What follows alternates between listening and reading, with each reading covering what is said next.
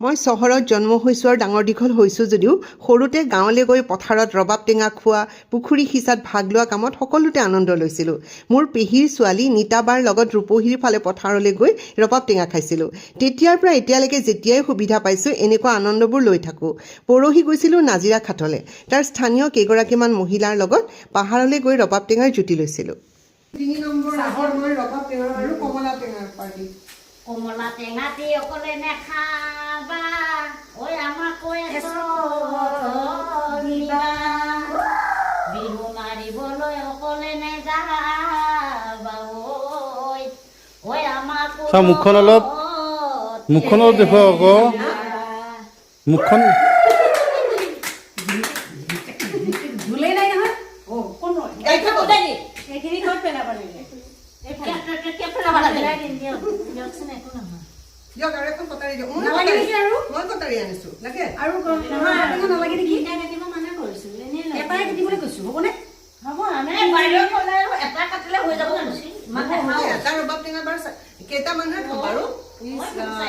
এটা ৰবাব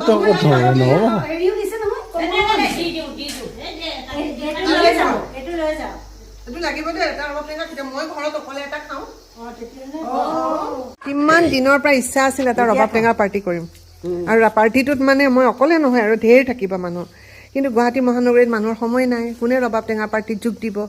গতিকে গুৱাহাটীৰ পৰা ওলাই আহিলোঁ, হয় নহয়?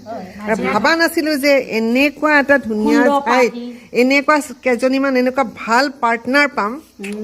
এইটো পাৰ্টিৰ কাৰণে মই ভাবাই নাছিলোঁ, কিন্তু মানে সেয়া ভগৱানে বিচাৰিলে যে দিয়ে বুলি কয়, একদম এইটো সঁচা কথা। কিন্তু অন্তৰ পৰা বিচাৰি আছিলোঁ। এতিয়া কেমেৰাটো কোনোবাই ধৰিব, কেমেৰামেন উপস্থিত। এখেত আজি দিনটোৰ বিশেষ কেমেৰামেন। মই তেখেতক মানে কমলা টেঙা খাইছোঁ। কেমেৰামেন গীততো এক্সপাৰ্ট, চবতে এক্সপাৰ্ট, ডান্সতো এক্সপাৰ্ট। মই এতিয়া ভিডিঅ'গ্ৰাফিৰ ওপৰত বিৰাট ট্ৰেইনিং দি আছোঁ। নমস্কাৰ।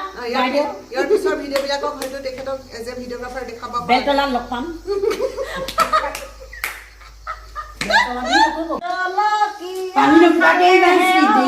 গাতেহে পুৱা গৈ হ'ল দে ন মজা জ্বলা হৈছে নেকি?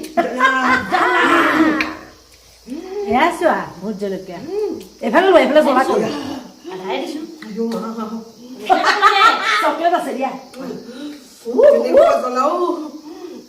কামৰ পাৰ্টি খালে খাইছে। তুমি টেঙা পাৰ্টি খাবলৈ আহিছা, ইয়ালৈ জ্বলা এফালে লোৱা, এফালে কম অলপহে দিছোঁ। এনে মই কোলাত দাঙি লোৱা এই মহিলাগৰাকী নাচে গানে সকলোতে পাৰ্গত। সংঘৰ্ষৰ জীৱন যদিও অনবৰতে হাঁহি থাকে।